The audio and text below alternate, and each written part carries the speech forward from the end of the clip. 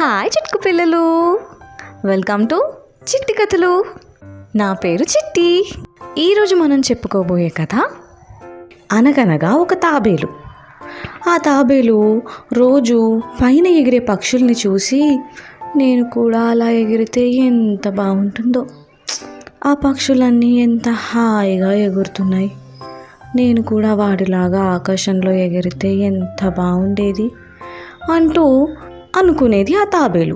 ఇలా ప్రతిరోజు ఆ తాబేలు ఆకాశంలో ఎగిరే పక్షుల్ని చూసి బాధపడటం చూసిన రెండు కొంగలు ఒకసారి ఆ తాబేలు దగ్గరికి వచ్చి, మిత్రమా నువ్వు ఎప్పటి నుంచో ఆకాశంలో ఎగురుదాం అనుకుంటున్నావు కదా, సరే ఒక పని చేద్దాం, నేను నా ఫ్రెండ్ మేమిద్దరం కలిసి ఓ కర్రని మా బీక్తో పట్టుకుంటాము, నువ్వు ఆ కర్రని మధ్యలో నీ నోటితో పట్టుకొని ఉండు, మేము అలా ఆకాశంలో ఎగురుతాము, అప్పుడు నీకు కూడా ఆకాశంలో ఎగిరిన ఫీలింగ్ ఉంటుంది కదా అని చెప్పాయి ఆ రెండు కొంగలు.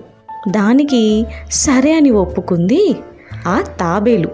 ఆకాశంలో ఎగరాలన్న ఆశ ఉంది కదా, మరి ముందు వెనక ఏమీ ఆలోచించకుండా సరే అనింది ఆ తాబేలు.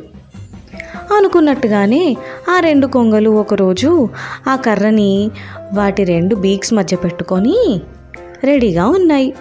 తాబేలు కూడా దాని నోటితో ఆ కర్రని పట్టుకొని రెడీగానే ఉంది. ఆ రెండు కొంగలు ఎగరడం మొదలుపెట్టాయి. తాబేలు అంత హైట్లోంచి ఎప్పుడు చూడలేదు కదా కిందికి, చాలా హ్యాపీగా ఫీల్ అయింది. అమ్మ బాబాయ్, నేను పైకి ఎగురుతున్నాను రోయ్ అనుకుంటూ చాలా హ్యాపీగా ఫీల్ అయింది.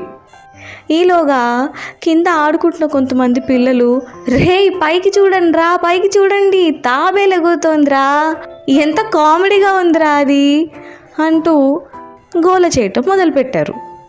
అది విన్న తాబేలు, నన్నంటారా మీరు అని నోరు తెరిచింది. ఇంకేముంది, నోరు తెరిచింది, కర్ర పట్టు వదిలింది, కింద పడిపోయింది. ఈ కథ నుంచి మనకు అర్థమైంది ఏంటి? తాబేలు కోపం రావటం వల్లే కదా వాళ్ళని అరుద్దామనుకొని నోరు తెరిచి కింద పడిపోయింది. అదే తాబేలు సరేలే పోనీ వాళ్ళు ఏది వాగితే నాకేంటి అనుకొని ఊరుకొని ఉంటే హ్యాపీగా ఆ రైడ్ ఎంజాయ్ చేసేది కదా.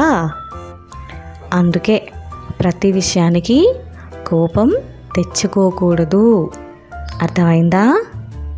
ఇది ఈరోజు చిట్టి కథల్లో చిట్టి కథ. రేపు మరో మంచి కథతో మళ్ళీ కలుద్దాం.